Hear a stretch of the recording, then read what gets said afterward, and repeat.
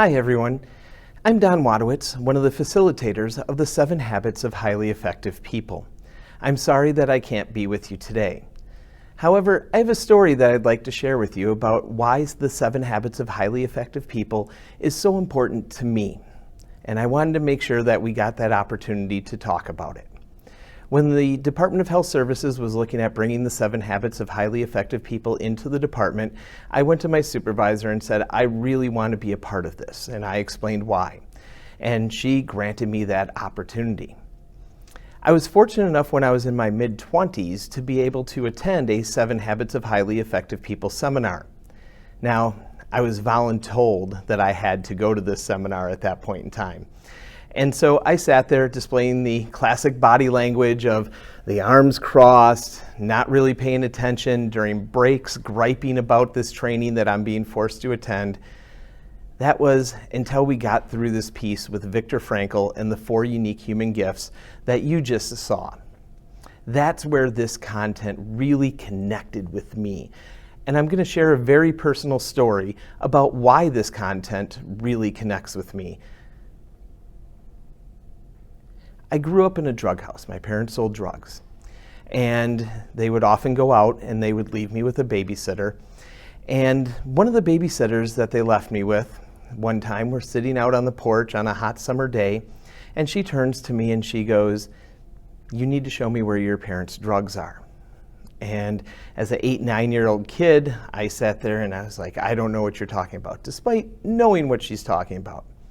So she pushed, and I continued to play dumb, but finally she kind of really put the screws to me and said, listen, if you don't show me where your parents keep the drugs, I'm going to tell the cops what they do. Well, as an 8 or 9-year-old, I gave up where the drugs were located, and she would partake in whatever she chose to partake in when she was watching me, and this would often lead to her sexually assaulting me. Fast forward about 5 years, and I'm sitting in my living room on a Saturday morning, and I'm watching Saturday morning cartoons. I believe it was Bugs Bunny, and there's a knock at the door. This is December now, so I go to the door, and it's a Mount Pleasant police officer who says that he has somebody in the back of his squad who claims that they live at my house. I tell him nobody else lives here, that person doesn't live here. Everybody that does live here is in the house. And he persists that I need to get one of my parents to get up and come out and verify that this person doesn't live in our house. So I go back begrudgingly and I wake up my parents, and my stepdad puts on his robe and he heads out down to the squad car. And as soon as he gets to the squad car, they put him in cuffs. They knew that there was a gun in the house, so for their safety, they were trying to get at least one of the adults out of the house. At that moment, all of a sudden, I hear tires squealing from the Jehovah's Witness parking lot, which is visible from my porch, from my door. And just car after car, squad after squad, marked and unmarked, they come flying down the street and pull into our driveway or in front of our house. For whatever reason, I go running back going, Mom, it's a bust, and then come running back to the door. And I'm looking out the door, and the police are marching up the stairs. And so what I do is, instead of facing the door, I kind of turn to the side of the door.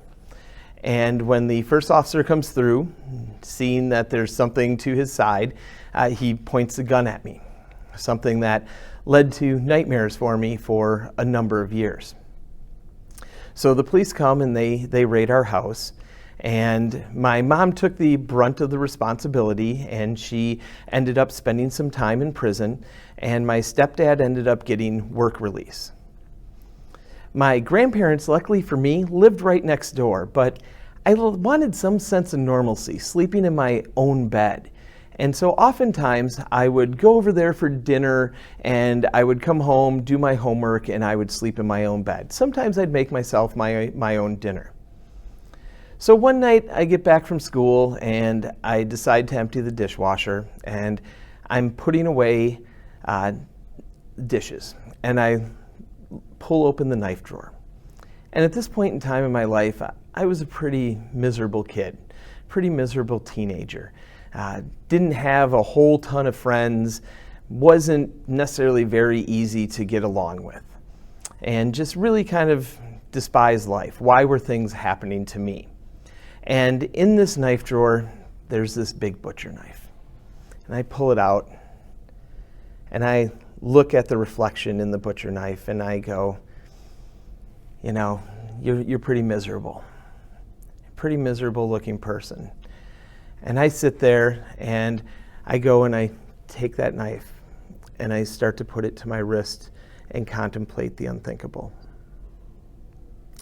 It was at that moment that our side door bolted open, and I throw the knife back in the drawer. It was my stepdad. He was on work release. He shouldn't be stopping home, but something in the universe signaled, I guess, that he needed to come home. And so he bolted in just to grab something and then really left. But it was that interruption that really saved me from doing something that none of us should have to contemplate. It was at that moment, however, that I looked at my life in a very different way. I said, you know, I may be the actual product of my parents, but there's a different way. I don't have to be following their footsteps in that way. I'm not destined to get into drugs or to do things like that. I can craft my own future. Those 4 unique human gifts came into play. I didn't know what they were then. I didn't find out about that until about 10 years later. But I sat there and I said to myself, you know, you can be miserable and you can go through life thinking that you have no chance, no choice in anything, or you can decide that you have a choice. You can decide what you want to be. And at that point in time, I had this dream of being a sports broadcaster and being on Monday Night Football, something that I do now outside of the Monday Night Football thing, but I do sports broadcasting. I said to myself, that's what I want to do. That is where I imagine myself, kind of like Dr. Frankel imagined himself lecturing. That's where I want to be. And it gave me a purpose. But I also knew that I could be a light for other people, that I didn't have to be this ball of negativity, that I could be a ball of light. And that's where these 4 unique human gifts come into play. And that's where my connection was with this content when I went through the 7 Habits of Highly Effective People in my mid-20s, sitting there begrudgingly up until this content. We all have gone through things in our lives, and my story is similar to thousands of other people. But it was this content that I really connected with and that really spoke to me. And that's one of the reasons that I really wanted to be a champion of getting 7 Habits of Highly Effective People here at the Department of Health Services. You don't have to make huge changes, change things in a big way necessarily. You can focus on smaller things that you're going to learn about as part of this 3-day program, the 2.5 days that are left. And they will help you to make those large changes. But it's an opportunity to focus on yourself. And what can I do to make my life better, to become a more effective person? And I hope that you take that opportunity to do so and to reflect, because it really made a vital change in my life. So that's the story I wanted to share. Thank you for taking the time to watch and to listen. And I hope you have a great rest of the class. And if you ever want to talk about anything with 7 Habits of Highly Effective People, I'm here to chat with you. You can find me in the Outlook calendar, and I'd be happy to sit down and talk about anything. So thank you for your time, and have a great rest of the class.